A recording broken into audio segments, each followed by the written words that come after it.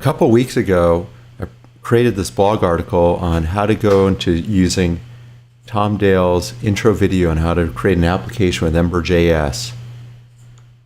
I even created a GitHub repository. It's linked in the article notes. Here's a starter repo. So here's the code, and you can take this starter repo and you can create what Tom Dale created.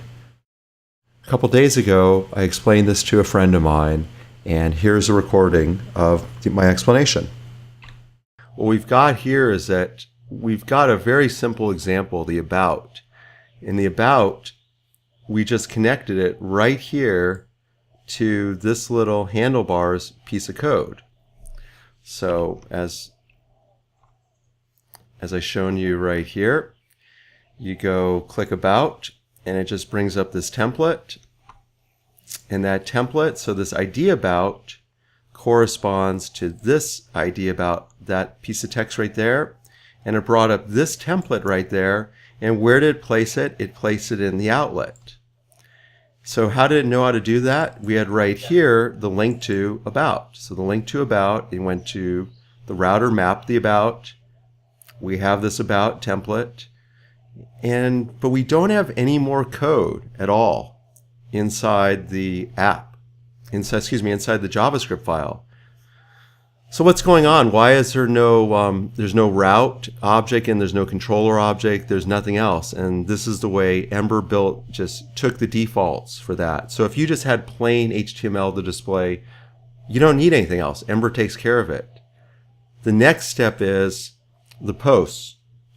So for the post, we go over here and we see that we're going to have a template for post, which is right here. And then we have this post route object. So now, because we're going to be displaying the model object in there, we're going to need a route object.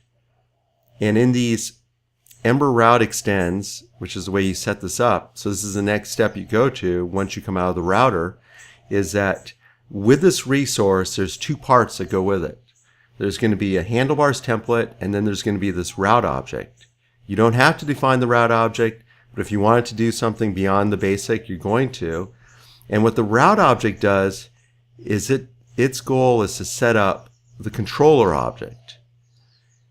So it's kind of like, I guess one way to think about it, it's kind of like the factory or the constructor that's going to set up your controller to do what it needs to do.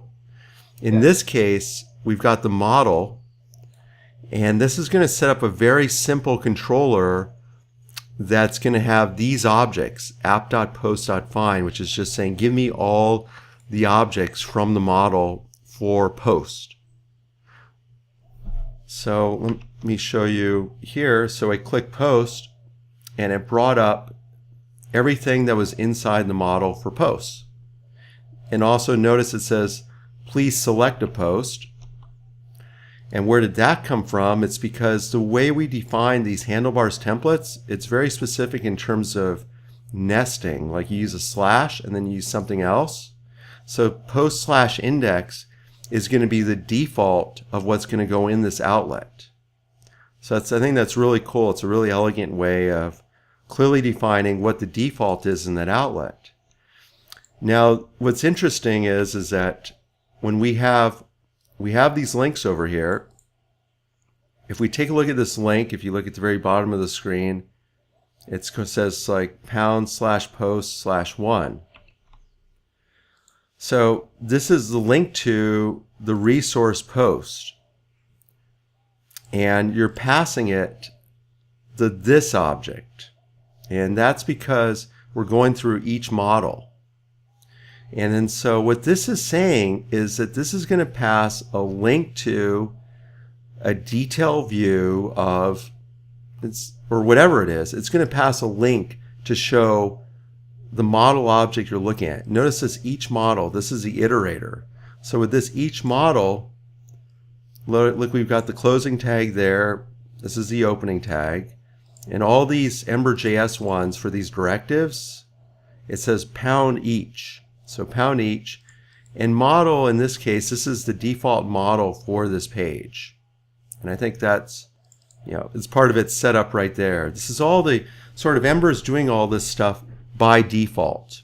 And I don't know exactly every single case of where it is or where it isn't the default. In some of the cases, the way you're going to want to name the stuff is in a manner that makes sense. Like you'll have posts as a plural and you have posts as singular. So this is going to link to the post object, and it's going to have, you're going to pass in the second parameter here is this. The first parameter in the link to is the resource name. So the resource name again is the same as this resource name right there. So that's the first parameter is the resource name. The second parameter is which object. And if we want to use the default object, in this case is the each model, we're going to take the this. When I go and show you later on the RESTful version of this, that's actually talking to the backend Rails server, this will change a little bit in some cases, and so that'll be useful to see.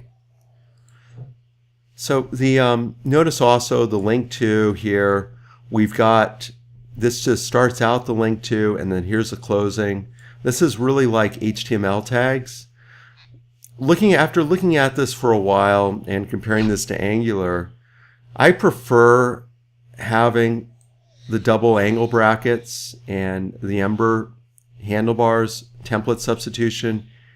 I think part of it's just a comfort thing. It's just because this is what I'm familiar with, and it's not messing around with HTML. Is that the HTML is the HTML, and then this is the templating engine. The templating engine, you throw in there the template, you throw in there the data, you pop out the HTML. Whereas with Angular, that's just what it is, and there's going to be some magic that's done in the DOM level. So we got this link to, and we got a resource, and then this is going to get rendered right here in the outlet. So how did we know that this is going to say render, why is this going to get rendered there in the outlet? And again, I think this is just Ember specific, that it's using convention over configuration. If you've got a link to the child resource and you've got outlet on the page, that's where it goes. Another way of actually looking at this is you can say at the top level, when we were going to go to the resource about, and if we look at the right here, it's the same exact sort of pattern. Here we have the about resource. This is going to go to this resource about, and the resource gets rendered in the outlet. So if you have a link to a resource, it goes to the outlet. Notice here the link to does not have an extra parameter. It's just got the resource you're going to be rendering. So now let's take a look at what happens next when we have a more complicated resource we have to render. So we're going to render the post. It's going to go to the outlet. And also notice that the way we set up the route for this, it's resources post, and then inside there it's got a nesting of the post ID. Post / the ID. This is exactly the way that Rails typically does it for this sort of a resource. So now let's take a look at the post. What's happening here with the post. Here's the handlebars template for the post. Yeah. And let's just take a look at what's displayed. Okay, so I select this. So here it is. Here's the title. Here's by author. Here's the date. And then here's the heading. And here's the detail area. The definition of the post route here is shown in app.post.route equals Ember route extend. That is going to set up the default controller for the post. Essentially, if any part of this aspect of the route or the controller is missing, you get the default Ember behavior. In this case, we had to define the post controller because what we want to do is we want to have a couple different, we want these properties on it, edit and done editing. So take a look at this. What we're going to do is we're going to have a flag that says if we're in edit mode, I'm going to display this partial of post edit.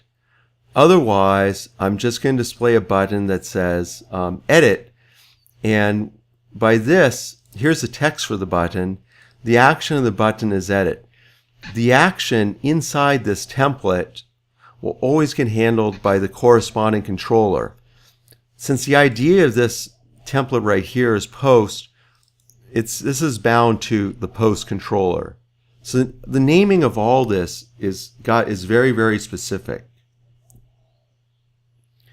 So let's take a look at what goes on. Let's read through this more precisely. So pound if editing, what does that mean? The pound if is going to be a conditional. So this is where we can do some simple conditionals in the template. And I think it's just worth noting is that you want to keep the level of conditionals in your templates relatively simple. Otherwise, it could get to be like a real mess. So it's very simple. If this flag is editing, now where is editing? Is editing is a property on the controller. So everything that we can display on one of these templates comes off of the controller.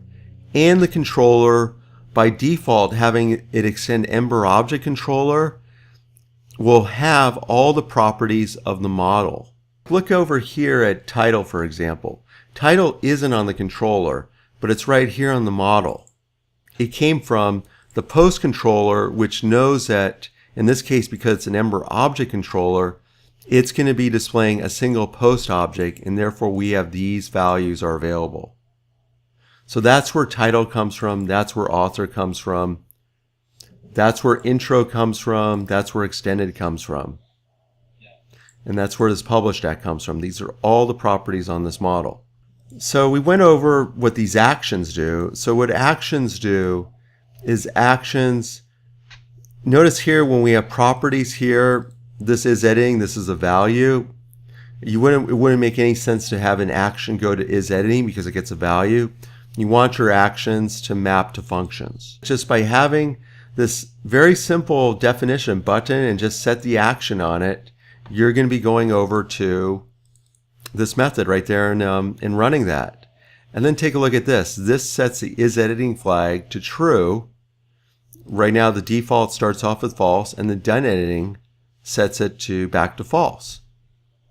So watch what happens. When I'm here and I click edit, it set the is editing flag, but look what happened. The partial automatically got displayed, and the state of the text of the button changed to done. I didn't write any code to do that. The only code that was actually explicitly done was setting the is editing flag. But because of the model view controller aspect of this, Ember knew to re-render the template. So as soon as is editing changes, this bit of code, this template ran, and it did the right thing. And it put the partial right there for the post edit. It's just like Rails with partials. It's very explicit to just put in this partial post edit. So we have this partial post edit. It's defined right here. Nice. That's pretty sweet. So that's all there is to it. And also there's another aspect of partials, just like Rails, is you have to name them with the underscore. That makes sense. And that way they won't end up conflicting with any of the resources. Because notice here is that if you just have a plain ID, you have post right there. And then so for the partials, it's post edit, but the ID is post underbar edit. So just like Rails. So we're going to take a look at what happens when we go into this partial post edit. So that's going to display this partial down here. What's really cool about this, just specifying the partial like this, just partial post edit, is that we go down and it will display the partial over here. There's absolutely no code that was involved to make this happen. I didn't have to define anything in the routes, in the router, the controller, anything like that. All I had to say was partial post edit, and this partial will go right there. And so we define this template just like before with text handlebars, the ID. Remember I said it's got to make sure you got the underscore there. Now what we're going to do is, what are these things, these view, Ember text field, value binding? What is all that stuff? So what it is that when we display this, remember we click the edit button. Now let's think again, what happens when we click the edit button? The edit button, all it's going to do is set the property on the controller. But when we set the property on the controller, then it displays the partial. Now we've got these fields there, and these are editing fields. So Ember's got, the way we set up the editing fields in Ember, this is just like Rails with the form helpers. And the command is view Ember text field or whatever kind of Ember field you have. And then you're going to set up the binding for this. In this case, the value binding is title. And then this is going over right here to the title of the post. Right, maps to the title of the post. There's a whole bunch of different nice little options for configurations. Just very, very analogous to the view helpers. So here's the intro. It's a little bit wider. And then the text area, notice this was text field. It's single line. Text area is multi-line. The value binding here is just mapping to the value binding there. And it's going to be 80 columns and 10 rows. So if I flip over, it shows right here that that's what it is. It's you know, this one's a little bit taller, and this one, this is the default text area, and that's the title field. Now, what's pretty cool about this is a little thing I was showing you earlier is that this is actually Markdown. See, Octopress is a super cool blogging framework there. Watch this. I'm going to put a put the Markdown there. Yeah. And it's literally changing down below. I can change this to hello on the left, and over there it changed. In both places. That's pretty cool. Yeah, it changed here, and it changed here. It's changing actually, changing one place and changes two other places. So how does the Markdown get bound to these elements? It's a good question. How in the world are we doing this cool stuff where we can do this? Watch this. Make this word italics. There. It's kind of small there. There. Octopress. Now it's in italics there. Take out that key and then it's not in italics. Okay. Let's see how this happens. This is excellent. So what's happening here is we have this Markdown, and then it says intro. And Markdown is, I'm going to make that a what's in Ember is known as a helper. So here's the code. Is this uses a Showdown library. So once you have a Showdown object, all you have to do is call Showdown make HTML with some text, and it converts text into the it converts the Markdown into the HTML.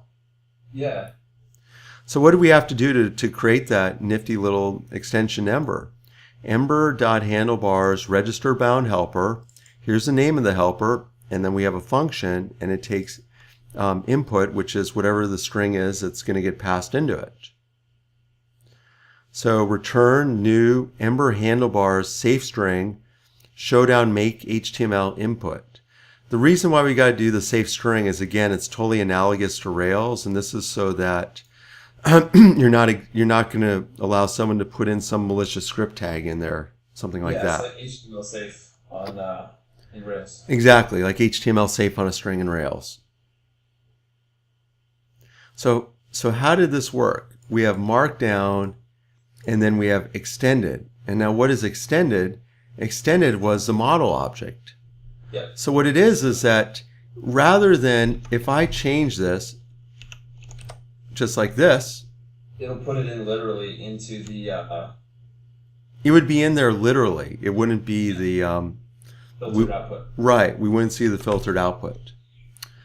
So there's a ton of stuff that's happening here with an absolute very minimum amount of elegant code. Yeah, it's pretty sweet. So let's take a look at another one, the date published at. If you go through the Tom Dale example, you'll see that these dates here, 6 months ago, if you just did the default rendering of a date, it definitely doesn't look that nice. So in order to do that, all it was date, and then we passed in the field there. And the date uses another JavaScript library called moment, so it's just return moment date from now. that's pretty much all there is for the static example. I mean, if you look at this, and this covers everything. And the next the next tutorial that I made covers how do we make this work with Rails 4 and CoffeeScript, and it goes through in order to make it work, and also besides having just done, having edit and done. In the Rails RESTful example, there's a delete button as well and an add button. So this is what we're going over next, is that we go over here and here's the actual application running on Heroku. So this is pretty cool. This concludes my additional explanation behind the first part of my tutorial series on EmberJs. I encourage you to start off with the Git repository that's mentioned in my blog article.